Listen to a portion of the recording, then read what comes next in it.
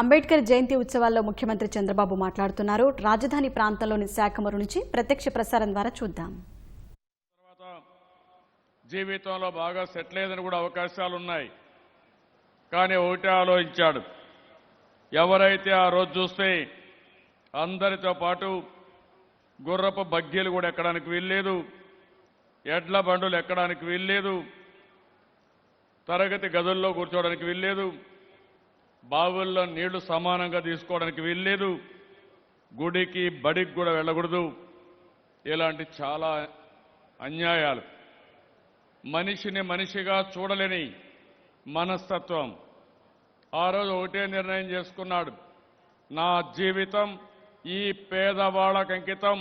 తప్పకుండా ఈ దేశంలో నేనిచ్చే సందేశం వల్ల, నా రాజ్యాంగం వల్ల పూర్తిగా దళితులకు న్యాయం జరుగుతుందని గట్టిగా పోరాడింది, జీవితాన్ని త్యాగం చేసింది అంబేద్కర్ గారని చెప్పి కూడా నేను మీకు తెలియజేస్తున్నా.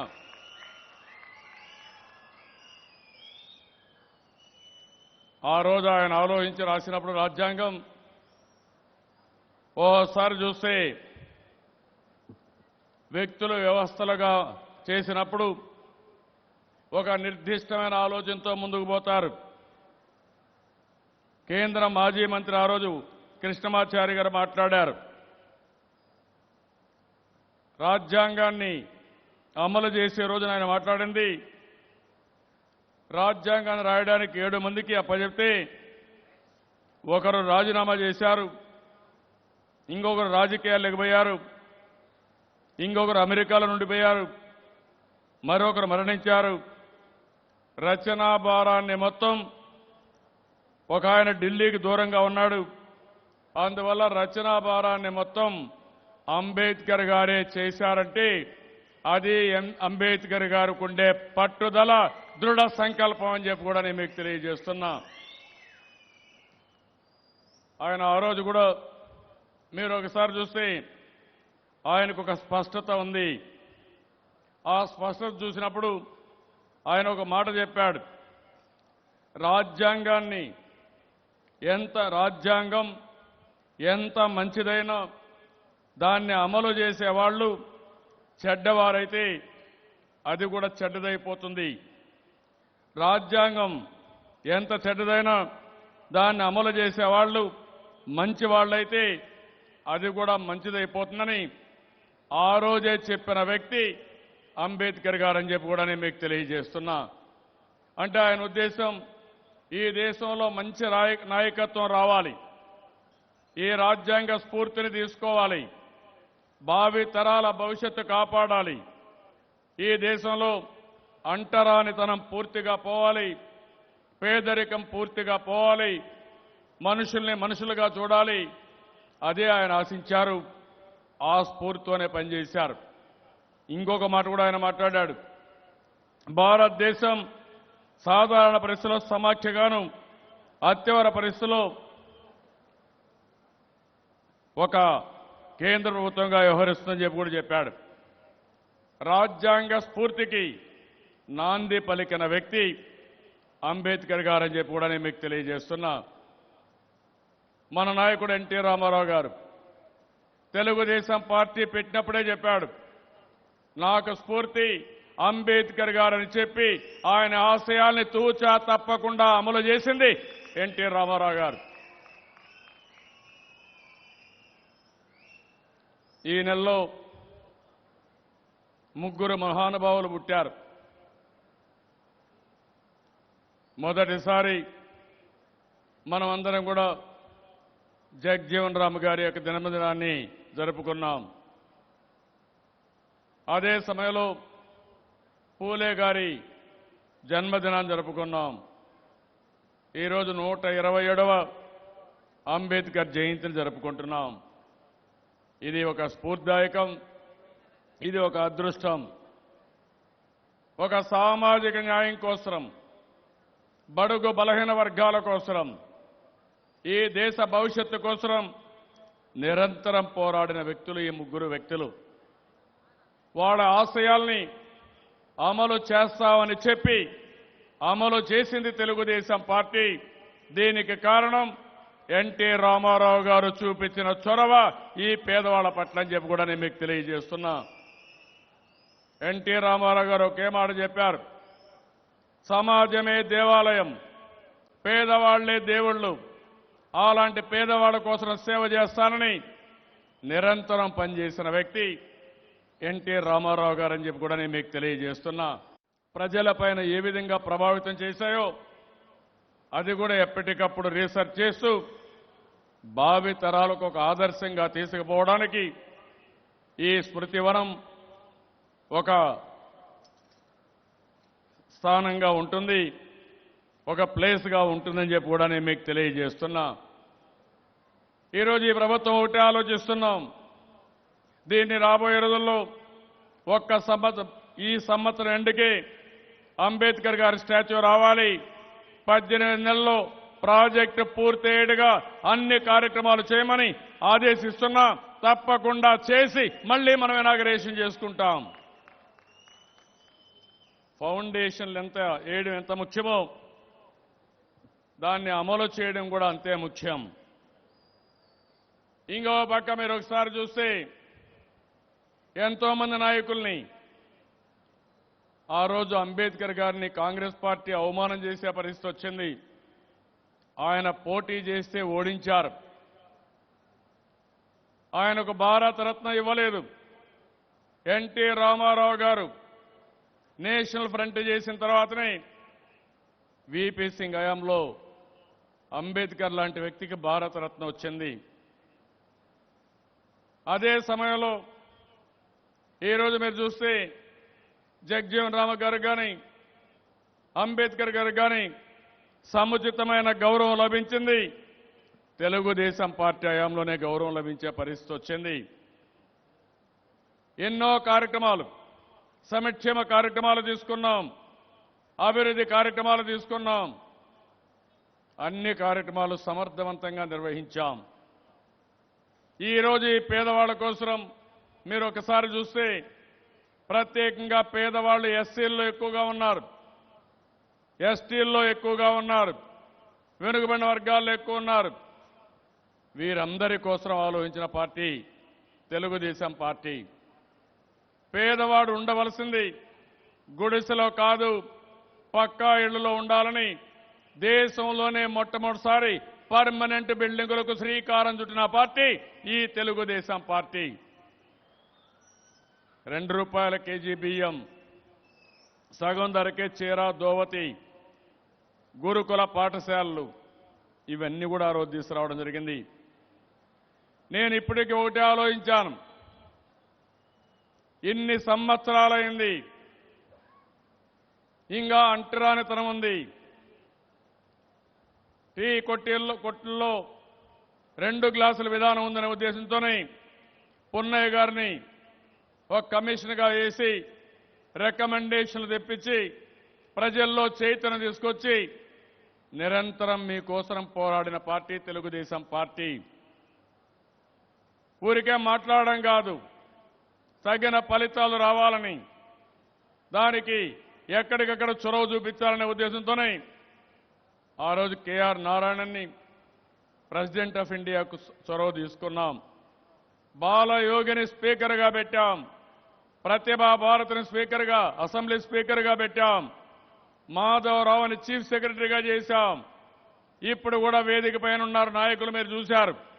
చాలా మంది నాయకులందరినీ కూడా ప్రమోట్ చేస్తున్నామంటే తద్వారా భవిష్యత్తులో ఒక పద్ధతి ప్రకారం చేయడానికి అవకాశం వస్తుందనే ఉద్దేశంతోనే మనం ముందుకు పోయే పరిస్థితికి వచ్చాం. ఈరోజు ఇక్కడ చాలా మంది మీరు చూస్తే ఒక పక్కన ఆనందబాబు కానీ, ఇంకో పక్కన జవహర్ గారు కానీ, అదే సమయంలో వర్లరామయ్య, మాణిక్య వరప్రసాద్, పుష్పరాజు గారు కానీ, అదే మాదిరిగా జూపూడి, కారం శివాజీ, ఇలాంటి నాయకులందరికీ గౌరవిస్తున్నామంటే అది తెలుగుదేశం పార్టీ. శ్రావణ్ కుమార్ ఎమ్మెల్యేగా ఇలాంటి వాళ్ళందరూ ఇక్కడ కూర్చొని అదే మరి ఎంపీలుగా ఉన్నారంటే దానికి కారణం ఈ తెలుగుదేశం పార్టీ షెడ్యూల్ కులాల్లో సమర్థవంతమైన నాయకత్వాన్ని తీసుకొచ్చి భవిష్యత్తుకు అందించాలనే ఏకైక కోరికతో ముందుకు పోతున్నాం. శాశ్వతంగా సమస్యలు పరిష్కారం రావాలంటే, అన్ని కులాల్లో ఒక నమ్మకం రావాలంటే అన్ని వర్గాల నుంచి నాయకత్వం రావాలి, సమర్థవంతమైన నాయకత్వం రావాలి, మంచి లీడర్లను తయారు చేయాలి. ఆ ఉద్దేశంతోనే పార్టీ ముందుకు పోతున్నాం. ఇంకో పక్కన షెడ్యూల్ కులాలు ఉన్నారు. ఇప్పటికి కూడా పేదరికం ఉంది, సమస్యలున్నాయి. అందుకే నేను ఆలోచించాను, ఎక్కువ ప్రాధాన్యత ఎక్కడైతే పేదరికం ఉందో, ఎక్కడైతే సమస్యలు ఉన్నాయో అక్కడ తెలుగుదేశం పార్టీ ఉంటుంది. అందుకే ఈరోజు మీరు చూసినప్పుడు ఈ సంవత్సరం బడ్జెట్లో 11,225 కోట్లు పెట్టామంటే ఇది ఒక చరిత్ర. ఇది భారతదేశంలో ఏ ప్రభుత్వం చేయని విధంగా నిధులు కేటాయించిన ఘనత తెలుగుదేశం పార్టీది. 1-2 కార్యక్రమాలకు కాదు, రోడ్ల కోసరం ప్రత్యేకంగా షెడ్యూల్ కులాలుండే కాలనీల్లో, గిరిజనులుండే కాలనీల్లో పూర్తిగా సిమెంట్ రోడ్లు వేస్తున్నాం. డ్రింకింగ్ వాటర్కి ప్రాధాన్యత ఇచ్చాం. ఇండ్లు కట్టుకోలేమంటే అదనంగా 25,000 రూపాయలు ఇచ్చి ఇండ్లు కట్టించే కార్యక్రమాన్ని తీసుకున్నాం. పట్టణాల్లో షెడ్యూల్ కాలనీస్ ఉంటే అక్కడ కూడా మౌలిక సదుపాయాల కోసం డబ్బులు పెడుతున్నాం. ఆరోగ్య విషయంలో శ్రద్ధ పెట్టాం. ఈరోజు మీరందరూ ఒక విషయం గుర్తుపెట్టుకోవాలి, పేదల కోసం ఈ ప్రభుత్వం పనిచేస్తున్నాం. ఎన్నో కష్టాలున్నాయి. పేదలకు ఇబ్బంది కలగనీయకుండా సంక్షేమ కార్యక్రమాలు పెట్టాం. ఆహార భద్రతకి ఈరోజు ₹2 కేజీ ఇస్తున్నాం. 4 కేజీల నుంచి 5 కేజీలు పెంచాం. కేంద్ర ప్రభుత్వం పేదవాడికి ఇచ్చే ½ కేజీ చక్కెర కూడా చేస్తే కాదు, ఖర్చైనా పర్వాలేదని అది మళ్లీ కొనసాగించాం. పేదవాళ్ల పౌష్టికాహారం కోసం 1 కేజీ కందిపప్పు ఇచ్చే కార్యక్రమానికి శ్రీకారం చుట్టాం. పండగల్లో కానుకలు ఇస్తున్నాం. దేనికోసం ఇస్తున్నామని మీరు ఆలోచిస్తే, డబ్బులు ఉండేవాడే కాదు, డబ్బులు లేని వాళ్ళు కూడా పండుగలు చేసుకోవాలని సంక్రాంతి కానుక కానీ, క్రిస్మస్ గిఫ్ట్ కానీ, రంజాన్ తోఫా కానీ మనం ఇచ్చే పరిస్థితికి వచ్చాం. ఇంకో పక్కన నేను ఆ రోజు చెప్పాను, ఎక్కువ మంది ఎస్సీలకే పెన్షన్లు వస్తున్నాయి, ఎక్కువ పేదరికం ఉంది. 200 రూపాయల నుంచి నేను చెప్పిన మాట నిలబెట్టుకోవడానికి 1000 రూపాయలు చేశాను. పెద్ద కొడుకుగా ఉంటానని చెప్పాను, ఇంటికి పెద్ద దిక్కుగా ఉంటానని చెప్పాను. చెప్పిన మాట పైన నిలబడ్డాను. ఎన్ని కష్టాలు వచ్చినా పర్వాలేదు, పేదవాడికి ఆసరాగా ఉండాలని, భరోసా ఇవ్వాలని ఈ కార్యక్రమానికి శ్రీకారం చుట్టాను. అదే సమయంలో మీరు ఆలోచిస్తే, ఎవరైనా బయట పోతే, ఎక్కడైనా యాక్సిడెంట్ చనిపోతే ఆ కుటుంబం నడి రోడ్లో పడుతుందంటే నేను ఆలోచించాను, ఇది జరగడానికి వీలు లేదని. యాక్సిడెంట్లో చనిపోతే బీమా కింద 5 లక్షల రూపాయలు ఇచ్చిన ఏకైక ప్రభుత్వం భారతదేశంలో తెలుగుదేశం ప్రభుత్వం. ఎవరైనా సహజ మరణం 50 ఏళ్లలో చనిపోతే 2 లక్షల రూపాయలు పెద్ద కర్మ కంటే ముందే మీ ఇంటికి పంపిస్తున్నా. ఎందుకు ఇవన్నీ చేస్తున్నారంటే, పేదవాడికి ఇబ్బందులు ఎక్కువగా ఉన్నాయి, ఆ కుటుంబం అనాథగా కావడానికి వీలు లేదు. అందుకనే ఈ కార్యక్రమం చేశాను. ఈ నెలలోనే ప్రారంభిస్తున్నాను. పెళ్లి కానుక షెడ్యూల్ కులాల పిల్లలకి 40,000 రూపాయల ఆర్థిక సహాయం చేసి పేద పిల్లలకు పెళ్లిళ్లు చేసే బాధ్యత, నా కుటుంబ సభ్యులుగా చూసుకునే బాధ్యత నేను తీసుకుంటున్నాను. షెడ్యూల్ తెగలకు 50,000 ఇస్తున్నాం, మైనారిటీ కూడా 50,000 రూపాయలు ఇస్తున్నాం. ఇది కాకుండా పిల్లల్ని బాగా చదివిస్తున్నాం. అవన్నీ కూడా నేను చెప్తాను. ఆరోగ్యం కోసం అనేక విధాలుగా డబ్బులు ఖర్చు పెడుతున్నాం. ఇంకా మీకు ఖర్చులు ఎక్కువ అవుతున్నాయని సంక్షేమ కార్యక్రమాలే కాకుండా ప్రతి ఒక్క ఇంటికి జగ్జీవన్ రామ్ జ్యోతి కార్యక్రమం కింద ఈరోజు మీరు ఒక్కసారి ఆలోచిస్తే 75 యూనిట్లు కరెంటు ఉచితంగా ఇస్తున్నామంటే అది ఈ పేదవాడికి ఈ ప్రభుత్వం పైన ఉండే ప్రేమ. కరెంట్ ఇస్తున్నాం, వంట గ్యాస్ ఇచ్చాం, మరుగుదొడ్డి కట్టించాం ఆత్మగౌరవం కింద, గ్రామాల్లో సిమెంట్ రోడ్లు వేసాం, వీధి దీపాలు ఎల్ఈడి బెల్ పెట్టాం, డ్రైనేజ్ వ్యవస్థకు శ్రీకారం చుట్టాం, మంచినీళ్ళు ఇవ్వడానికి ముందుకు పోతున్నాం. ఏ కార్యక్రమం చూసినా అది ముందుగా షెడ్యూల్ కులాల కాలనీలో జరగాలని, గిరిజనుల కాలనీలో జరగాలని, ఒక స్ఫూర్తిదాయకమైన అభివృద్ధికి నాంది పలకాలని ఈ ప్రభుత్వం ముందుకు పోతున్నాం. నేను ఒకటి అడుగుతున్నాను, ఈ ప్రభుత్వం వల్ల మీకు లాభం వచ్చిందా లేదా? వచ్చింది అనుకుంటే గట్టిగా చప్పట్లు కొట్టి హర్షాన్ని ఆమోదాన్ని తెలియజేయండి. ప్రతి ఒక్కరికి బెనిఫిట్ వచ్చింది. ఒకటి కాదు, 5-6 వచ్చాయి. నేను ఒకటే ఆలోచిస్తున్నాను, సంక్షేమ కార్యక్రమాలు ఇవ్వాలి, కనీస సౌకర్యాలు ఉండాలి, అదే సమయంలో శాశ్వతంగా పేదరికాన్ని నిర్మూలన చేయాలి. నేను ఒక జీవితాశయంగా ఎంపిక చేసుకున్నాను. ఎన్టీ రామారావు గారిని, అంబేద్కర్ గారిని ఒక స్ఫూర్తిగా తీసుకున్నాను. ఈ సమాజంలో పేదరికాన్ని పూర్తిగా నిర్మూలించే వరకు, అసమానతను తగ్గించడానికి నా జీవితం అంతా పోరాడతా, త్యాగం చేస్తానని చెప్పి కూడా నేను మీ అందరికీ తెలియజేస్తున్నా. దీనికోసం మీరు చూసినప్పుడు నైపుణ్యాన్ని పెంచడానికి పెద్ద ఎత్తున ముందుకు పోతున్నాం. ఇంకో పక్కన మీరు ఒకసారి చూస్తే 1-2 కార్యక్రమాలు కాదు, ఆర్థికంగా వెసులుబాటు ఇవ్వడానికి ఇప్పుడే మీరు చూశారు 200 ఇన్నోవా, ఒక 10 బలేరో, 50 ట్రాక్టర్లు, 500 ట్రాక్టర్లు, 50 ట్రాన్స్పోర్ట్ వెహికల్స్ కూడా పెట్టాం. నేను ఆలోచించేది, మీకు భూములు లేవు, ఆస్తులు లేవు, శారీరక కష్టం ఉంది, మీకు కూడా బాగా ప్రపంచ జ్ఞానంలో ముందుకు పోతున్నారు. అలాంటప్పుడు ఈ ప్రభుత్వం చేయూత ఇవ్వగలిగితే అందరితో సమానంగా పైకి వస్తారని ప్రత్యేకంగా నేను అందుబాటులో ఉండాలని ఈ కార్యక్రమాన్ని చేశాను. ఈరోజు నేను ఇచ్చే ఈ సంక్షేమ కార్యక్రమాల ద్వారా, ఉపాధి కల్పన ద్వారా నేను ఇక్కడుండే 200 మంది ఇన్నోవా కారు ఓనర్లు ఉన్నారు. మీరు డ్రైవర్లు కాదు, ఓనర్లు. ఆ విషయం మీరు గుర్తుపెట్టుకోవాలి. ప్రతి నిత్యం మీరు ఆలోచించాలి, నేను ఈ కారుకు ఓనర్ని, నా పని నేనే చేసుకుంటా, అవసరమైతే కారు ఓనర్గా ఉండి భవిష్యత్తులో పారిశ్రామికవేత్త అవుతానని ఇప్పటి నుంచే మీరు ఆలోచించాల్సిన అవసరం ఉంది. ఇది అసాధ్యమేం కాదు.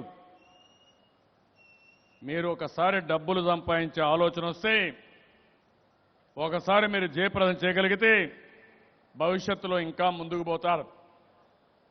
నా ఆలోచన షెడ్యూల్ కులాల్ని, పేదవాళ్ళని ఎంతవరకైనా సరే సమీక్షమనికే పరిమితం చేయకుండా ఈరోజు ఏవైతే అభివృద్ధి జరుగుతా ఉందో ఆ అభివృద్ధి ఫలితాలు మీకు అందుబాటులోకి రావాల్సిన అవసరం ఉంది. తెలివైన పిల్లలు, మట్టిలో మాణిక్యాలు, చదువుకున్న వాళ్ళు కొంతమందికి ఉద్యోగాలు పోతున్నారు, కొంతమంది ఉద్యోగాలు వచ్చే వరకు వేరే కార్యక్రమాలు చేస్తున్నారు. నా ఆలోచన షెడ్యూల్ కులాల్లో కూడా ఉద్యోగాలు చేయడమే కాకుండా ఉద్యోగాలు ఇచ్చే పరిస్థితి రావాలని నేను ఆకాంక్షిస్తున్నా. తప్పకుండా ఇది జరుగుతుంది, జరిపిస్తామని మీరు గట్టిగా దృఢ సంకల్పంతో ముందుకు పోవాలి. సోషల్ వెల్ఫేర్ హాస్టల్స్ ఉన్నాయి, బాగా రిజల్ట్స్ వస్తున్నాయి, 188 ఉన్నాయి. 1,07,000 మందిని మనం చదివిస్తున్నాం. అక్కడంతా వర్చువల్ క్లాస్ రూమ్స్ పెట్టాం. అదే మరి నబార్డు ద్వారా కూడా ఇవన్నీ చేస్తున్నాం. హాస్టల్లో చదువుకునే పిల్లల్ని, అదే మరి రెసిడెన్షియల్ స్కూల్ చదువుకునే పిల్లల్ని ఏ విధంగా పైకి తేవాలనో అవన్నీ తీసుకొచ్చే పరిస్థితికి వచ్చాం. పోస్ట్ మెట్రిక్ కానీ ప్రీ మెట్రిక్ కానీ ఇవన్నీ ఫైనలైజ్ చేశాం. ఇప్పుడే వరలరామయ్య గారు ఒక మాట అన్నారు, ఎందుకు మా మీదింత దయ చూపిస్తున్నారని, ప్రేమ చూపిస్తున్నారని. కాదు, ఇది నా బాధ్యతగా నేను ప్రవర్తిస్తున్నా. పేదరికం లేని సమాజాన్ని చూడడం నా బాధ్యత. ఆ బాధ్యత కోసమే నేను ముందు పోతున్నా. ఇంకా చాలా చేయాలి. అట్టడుగు నుండి ఇది పేద ప్రజలకి నేను ఒక్కడనే కాదు, వేదిక పైనుండే ప్రతి ఒక్కరు కూడా అండగా ఉండాల్సిన అవసరం ఉంది. అందుకే నా తపన, అనునిత్యం నేను ఆలోచించే విధానం, ఈరోజు ఒక పేదవాడి జీవితాన్ని బాగు చేసి అది నా జీవిత సార్థకతగా నేను ఆలోచిస్తున్నా. ఈరోజు మీ అందరికీ ఒకటే విజ్ఞప్తి చేస్తున్నాను, భారతదేశంలో ఏ రాష్ట్రం ఇవ్వని విధంగా సంక్షేమ కార్యక్రమాలు ఇచ్చాం. పేదవాళ్ళ కోసం 19 లక్షల ఇండ్లు, 50,000 కోట్ల రూపాయలు ఖర్చు పెడుతున్నామంటే అది ఈ ప్రభుత్వానికి, ఈ పేదవాడి పట్ల అభిమానం. మీ సొంత ఇంట్లో మీరుండాలి, ఆ భరోసా ఇవ్వాలనే ఉద్దేశంతో నేను ముందుకు పోతున్నా. నేను ఒకటే మీకు చెప్తున్నాను, మీరు ఎవరికంటే తక్కువ కాదు. ఆ రోజుల్లోనే అంబేద్కర్ గారు ఆలోచించి అవమానాలు అధిగమించి రాజ్యాంగం రాసి ఒక అత్యున్నతమైన స్థాయిలోకి వెళ్ళారు. ఈరోజు మీరందరూ కూడా తెలుగుదేశం పార్టీ మొన్నే దళిత తేజం పెట్టాం, గ్రామ గ్రామానికి వచ్చాం, మీలో చైతన్యాన్ని తీసుకొచ్చాం. నేను ఒకటి హామీ ఇస్తున్నా, నేను మీకు అండగా ఉంటా, తోడుగా ఉంటా, చేయూతనిస్తా. మీరందరూ ఆర్థికంగా పైకొచ్చే వరకు, అందరితో సమానంగా అన్ని అవకాశాలు వచ్చే వరకు మీకు అండగా ఉంటానని మరొక్కసారి మీ అందరికీ హామీ ఇస్తున్నా. అంది పుచ్చుకుంటామని గట్టిగా చప్పట్లు కొట్టి హర్షాన్ని ఆమోదన తెలియజేయాలి. దృఢ సంకల్పాన్ని కూడా తెలియజేయాల్సిన అవసరం ఉంది. ఇంకా నేను చేస్తానే ఉంటాను. ఇప్పుడే అడిగారు వరలరామయ్య గారు, నేను సమాధానం చెప్తున్నా. పేద పిల్లలు విదేశాలకు పోవాలని ఒకప్పుడు కాలం ఉండేది. డబ్బులుండేవాళ్లే పోయేవాళ్ళు కాదు. మట్టిలో మాణిక్యాలైనా అక్కడనే మాణిక్యాలు మిగిలిపోయినాయి. అందుకే నేను ఆలోచించా, ఒక్కొక్కరిని విదేశీ చదువుకి 10 లక్షల రూపాయలు ఇవ్వాలనుకున్నాను, ఇచ్చాను. ఇప్పుడు చెప్తున్నా, ఎస్సీలకు ఎస్టీలకు 10,000 కాదు, 10 లక్షలు కాదు, 15 లక్షలు ఇవ్వడానికి ఈ ప్రభుత్వం సిద్ధంగా ఉన్నాం.